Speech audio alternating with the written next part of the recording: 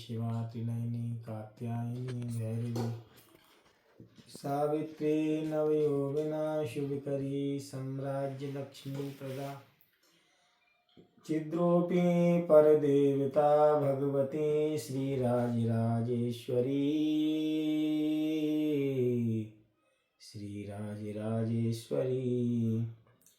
अम्बा मोहिनी देवता त्रिभुवनी आनंद संदायिनी कल्याणी उडुराज बिंब वदना धूम्राक्ष संहारिणी चिद्रूपी परदेवता भगवती श्रीराजराजेश्वरी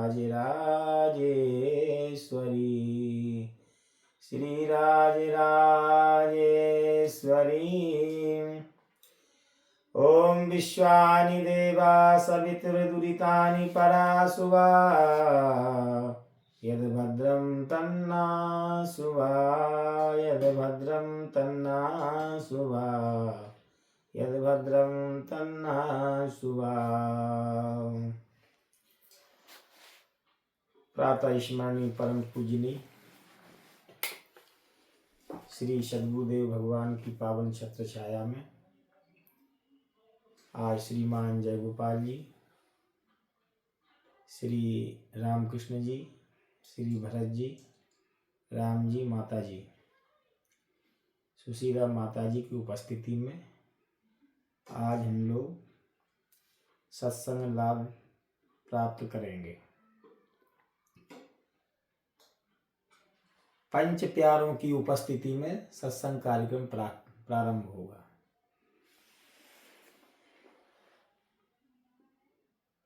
सत्संग सत्संगति दुर्लभ संसारा निमिष दंड भरी एकम बारा।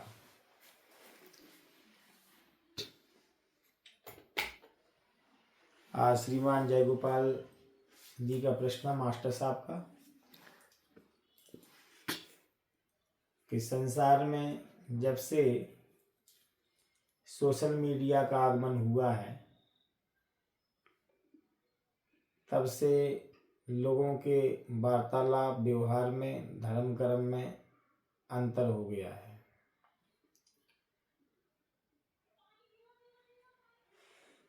स्वामी श्री राम सुखदास जी महाराज जी का कहना था, पढ़ पढ़ सरिता अरूपन्यास जीवन कर लियो सत्यानाश पीवो गीता अमृत बूटी यह संजीवनी जी।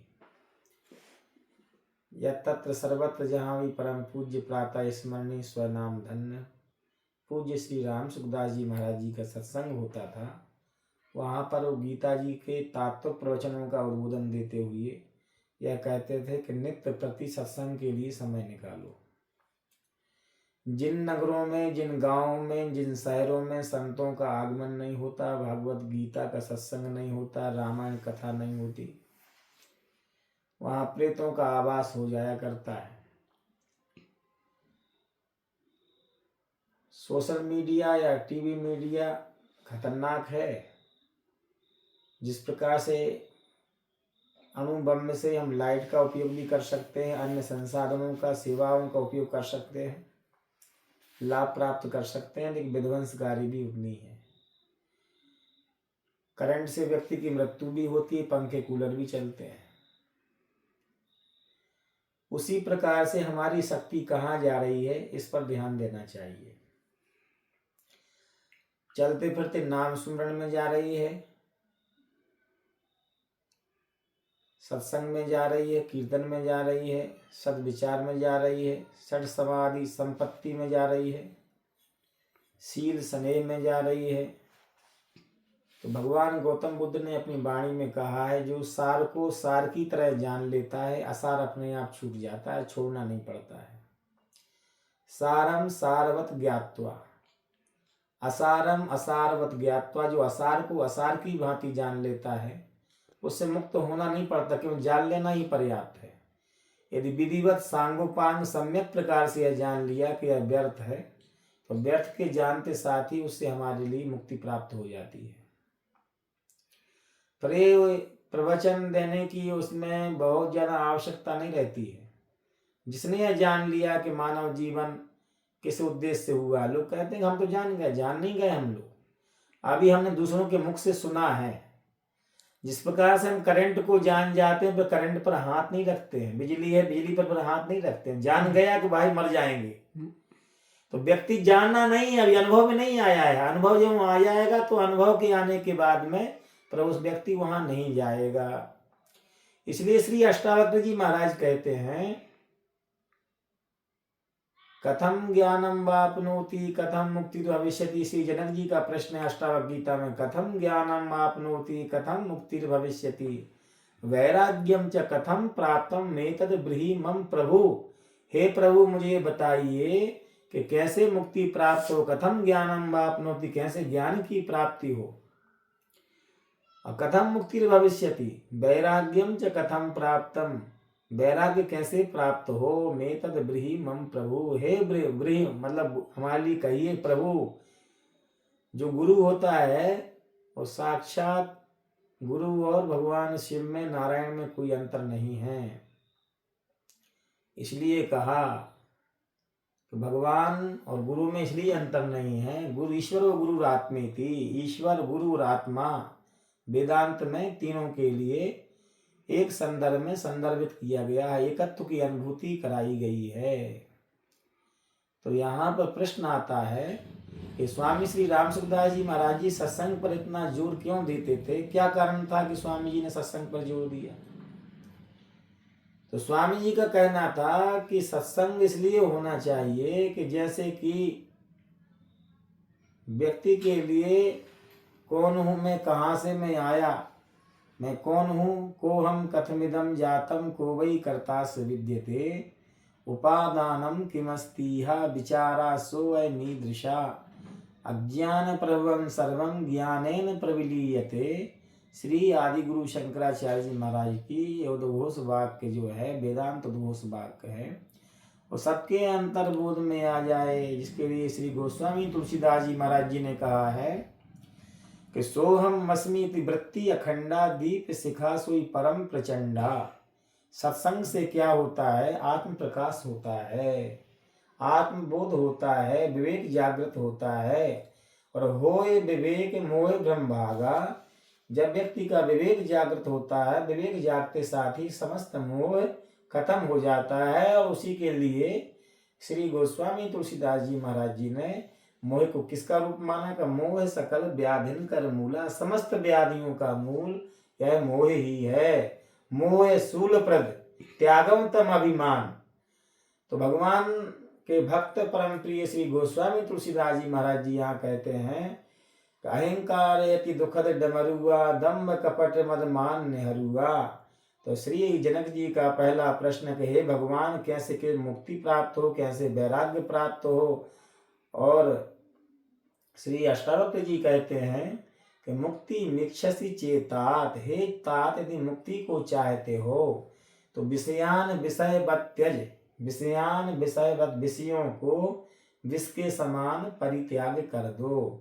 फिर आगे क्या है कि क्षमा आर्जव पियो सत्यम वद भज, क्षमा के लिए, आर्जव के लिए, सत्य के लिए, पीयूष वद भज, इसके लिए अमृत के समान मान करके उसका भजन करो। किसके लिए का, क्षमा के लिए, आर्जव के लिए, मृदुता के लिए, शील संपत्ति के लिए।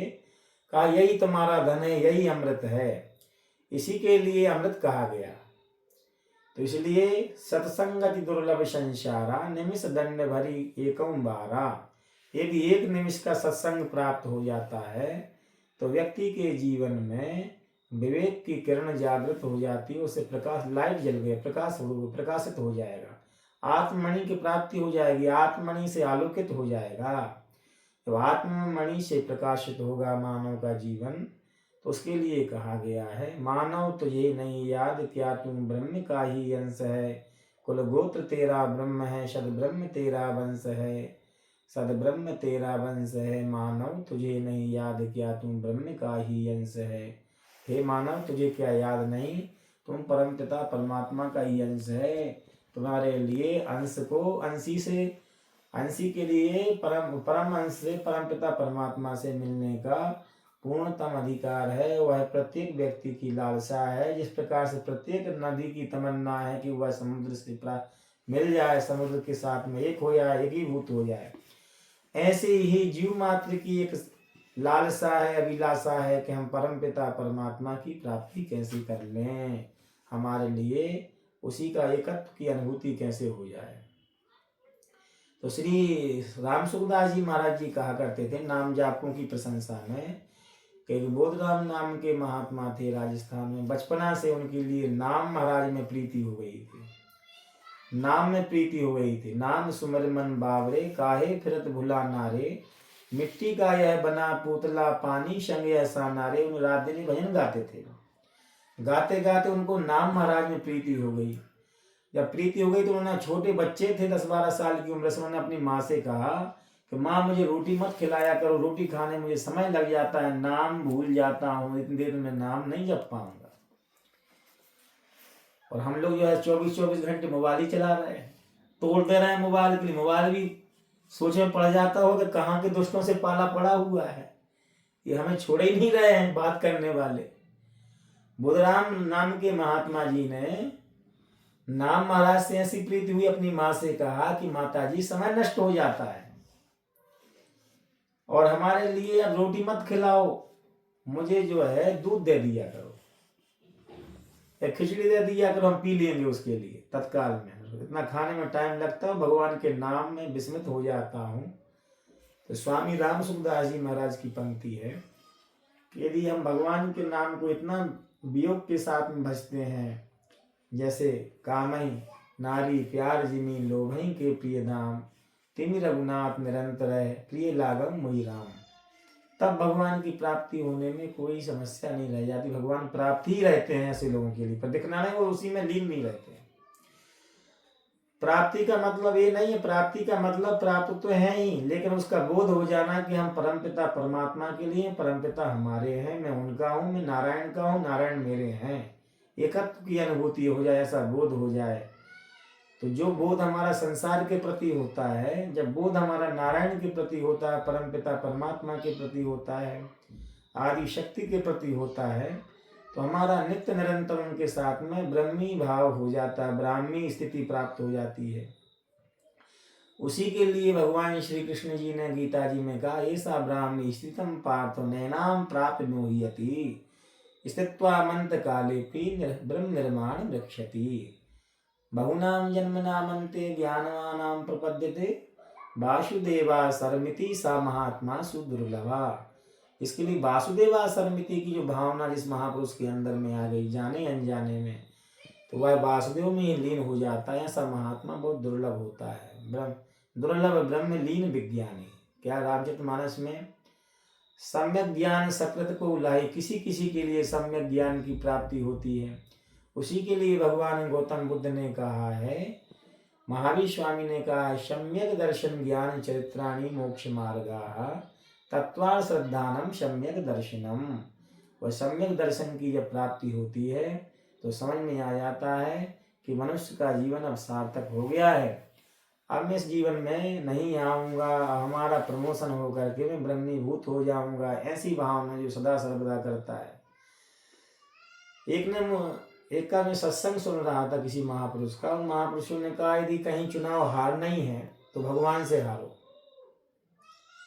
बड़ी जीत के लिए लगा हुआ तो उसमें हार गया, वो हार कभी हार नहीं होगी, क्योंकि गीता जी में कहा गया है यदि कोई व्यक्ति, लोग बोलते हैं योग भ्रष्ट हो गया, योग भ्रष्ट से मतलब ये नहीं हो गया है कि वो भ्रष्ट पतित हो गया। योग भ्रष्ट का मतलब है कि जहां वह पहुंचना चाहता था, परमात्मा से मिलना चाहता था, वो पूरी उसकी तमन्ना नहीं हो पाई। वो जो कामना थी परमात्मा में लीन हो जाने की, वो बीच में रह गया।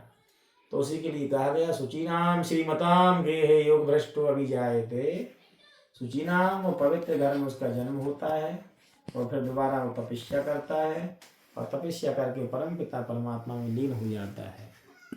कहने का मतलब है कि स्वामी श्री राम सुखदास जी महाराज जी, रमन महर्षि जी महाराज, श्री जयदयाल गोविंद जी, जितने भी पवित्र आत्मा हुए हैं, इन्होंने पवित्र आत्मा हुए हैं, इन्होंने सत्संग पर जोर दिया है।